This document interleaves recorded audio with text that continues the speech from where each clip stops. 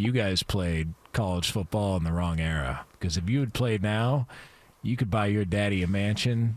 Buy your daddy. Just like Deion Sanders' kids did for him. Bought him a new mansion closer to the facility so he could make the commute. Did you see Shador's Lamborghini? Lamborghini SUV?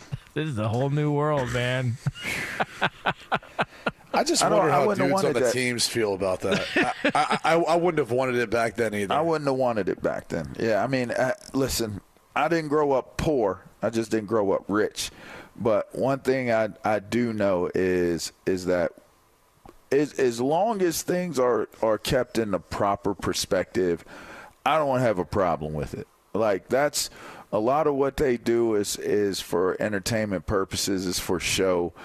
But they are a brand. I mean, his dad is a brand. Their dad is a brand. He's been able to use his brand to leverage them building brands. And I just think that's a very, very extreme case right there. But in general, for most other guys that are there, there are a lot of former player, and like I'm going through recruiting right now, and there are a lot of former players, if you look around, that are at the college level and are playing at a high level. They don't make it about money. They don't make it about money. There are some that make it about money, and it's because it has to be about money, right? They just don't. I've talked about the harsh realities where parents can't afford to go see their kid. They stay in dorm rooms while the kids are in hotels, or, sometimes families host them because they just can't afford it. Some can't come at all because they can't afford to get to where their kid is going to school. So in some circumstances, if handled properly, I don't have a problem with guys making money. That seems to be sometimes what an argument is that guys this young shouldn't be making money and this, that, and the other.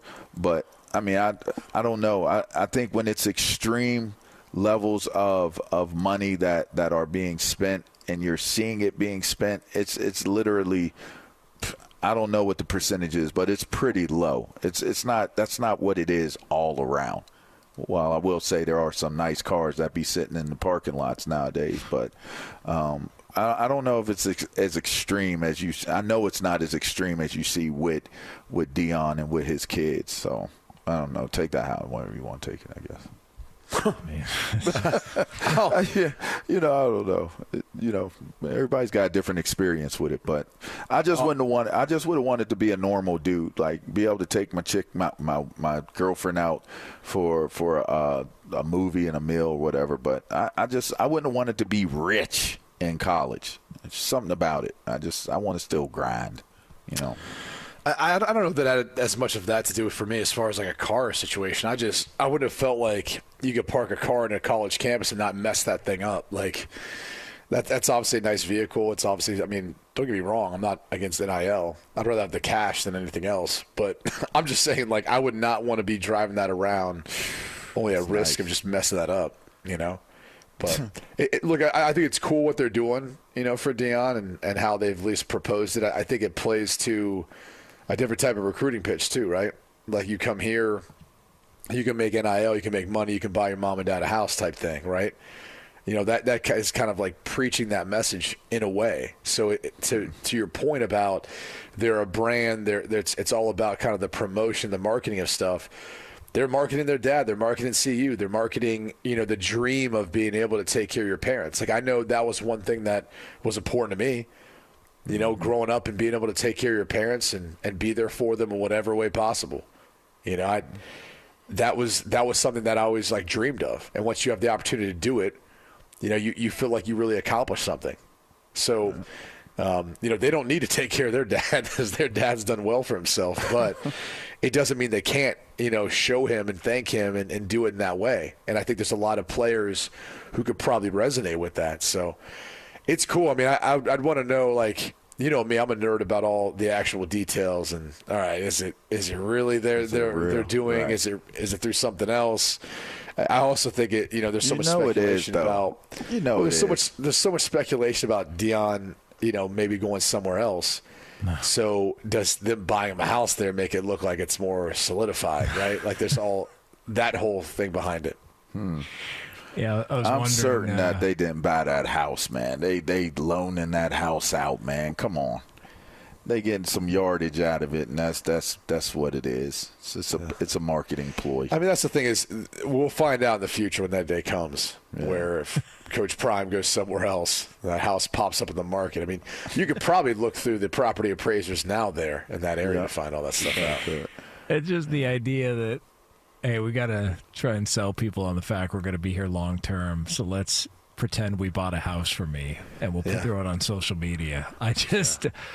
like there's another layer to college recruiting seemingly every single week that comes out that I go, this is a whole new world. You hate it, don't you? It's okay if you do. There's just I just remember that it was seemingly simple back then. I kind of like the idea that it was like, well, maybe I got money under the table, maybe I didn't. Maybe I was offered this and maybe I wasn't. Now everything is like a run to social media to show what we can do for you and why you should come Reggie here. Bush he's somewhere sitting there like, I just can't understand.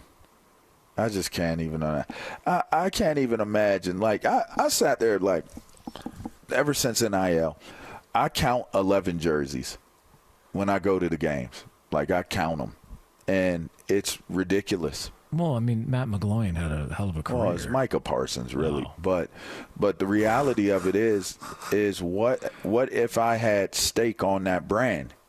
What if I had stake on that number? Would you have had the foresight, though, to do that if you had the opportunity in college? It's a great question, because are you even you're not in a position of leverage to be able to do it.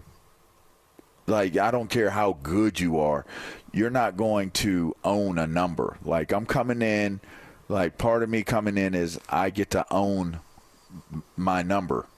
Like, if you move 11, if 11 is something that's used, like, I'm in on that. I get a cut of that. Like, you're not going to get that type of deal. Who's going to do that type and who's doing it? Who's doing that deal? And that's a lot of what goes on in NIL as well, is learning where are the deals. A lot of these are agencies that are doing these deals, and a lot of people think that these deals are direct, and they're not. And it's a whole going to the business side of how it all works, but it's not all that glitters isn't gold, man. No. And I wish I would have been able to own my number, though. But I still might try to own my number. Yeah. I would love to own my number. Man, Brady, you know how much money you would have made on the number 10s that were going around in South Bend back in the day? I mean, coulda, woulda, shoulda. I don't know. I mean, you can't control when you're born there, you grew up in, all that. The one thing I'll say that's hard for college athletes, especially with certain brands, to be able to really capitalize off their brand is you're really not a known commodity until you get to college. And then at that point, even if you are one of the all-time greats, you're still co-branding with a brand that was there before you and that will be there after you, and has a fan base that will root for it regardless of whether you're there or not. So that's the hard part about, at least in college, is it's so much more about the university and the team. And so they usher out one guy, the next guy comes in, right? And that's just how it's built. And that's why the model of college football, it's always hard to be such a big brand, because ultimately what carries the brands is the institution. It's the logo, the trademark, whatever it is for that school. And that's why, as far as the NIL and all this, the numbers that are thrown out there, I always feel like they're inflated. And they're inflated because they're inflated for recruiting purposes. Everyone's trying to put on a show. There's no transparency. When we talk about, you read stuff about how much these kids are being paid, it's like, well, okay, like, where's the transparency? Let me see his contract. If there's an NFL player that signs a free agent deal, I can go look that up. They got to file it with the NFLPA. I get to see exactly what that looks like, how they structured it, what they're actually making. I mean, you could see all of it. There's no transparency in NIL in college football. For starters, that's a problem. But the second part of it, it leads to all this deception of the athlete, their parents, their guard, whoever is helping to take care of it, their agents sometimes, and how they're deceiving them as far as the agreements they sign to, the amount of money they'll actually earn. I mean, if you're doing it right, and I don't want to speak for other places, but they got to be doing something. There's a quid pro quo. You have to do something in order to be paid something. Mm-hmm. And so that's the problem, is a lot of places aren't doing that. Places got in trouble for not doing that. And so, there's that. There's exclusive agreements that go off into perpetuity where these kids are attached to these agents forever. I mean, it's an awful time, honestly, where a lot of lies are being told. And that's the hard part about it, is everyone's like, oh, look how much these guys are spending. Look how much these guys – are they? How do you know? They weren't spending a year ago. Now all of a sudden they've got this windfall of money that they're spending. Big blue blood programs claim that stuff. I'm just skeptical of all of it because I've seen enough and I know enough to know that it's all smoke and mirrors. And it's whoever can market and deceive everyone, to me is the one that's able to make it look like they're flush, they're recruited, they're this and that. This model of NIL is not sustainable. It needs to change. It probably will change. Unfortunately, it'll take, federal government involvement, and that's not going to happen until the election's over because no one gives a crap about NIL that much. I mean, we do to a degree if we're in the sports world. But when you talk about like bigger issues around this country, around the world, no one's going to campaign on that. No one's going to try to run for office on that or try to have that as their big win as a politician. If they do, then they're probably doing a disservice to all of us as citizens for what their job is actually, as a politician. So I just kind of sit there and go, it's going to go on. We got time, Sam. Jesus, we've been way later than this. Sorry. I mean, just bang. Sam will jump on sometimes where it's like 43 and say break time. I'm like, all right, I get it. But like, we got time, Sam. Bang. It's unbelievable.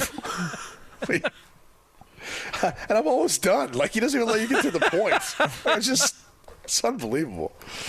I'm done. It is interesting when you're trying to find money for these kids. Yeah. And the schools are fighting over a gazillion dollars from the television companies. Like, it's just which it should always be a part of it.